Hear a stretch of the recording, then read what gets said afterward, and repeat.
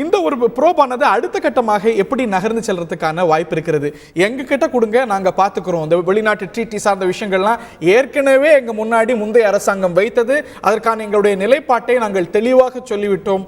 மீண்டும் சொல்கின்றோம், give it to me, leave it to us, நாங்கள் பார்த்துக் கொள்கின்றோம் என்று உச்சநீதிமன்றம் நேற்றே சொல்லியிருக்கிறது. உச்சநீதிமன்றம் இந்த வழக்கை அடுத்து எப்படி எடுத்து செல்றதுக்கான வாய்ப்புகள் இருக்கிறது? சலீம், உச்சநீதிமன்ற நீதிபதிகள் இப்போ அடுத்து என்ன செய்ய போகிறாங்க அப்படின்னு சொல்லி எல்லாம் பார்த்துட்டு இருக்காங்க. அதாவது இந்த வழக்கை ஸ்பெஷல் இன்வெஸ்டிகேட்டிவ் டீம் கிட்ட கொடுக்க போகிறாங்களா, சிபிஐயை விசாரிக்க சொல்ல போகிறாங்களா, இன்கம் டேக்ஸ் டிபார்ட்மெண்ட்டை விசாரிக்க சொல்ல போகிறாங்களா அப்படின்னு சொல்லிட்டு நாம் உன்னிப்பாக பார்க்க வேண்டியிருக்கு.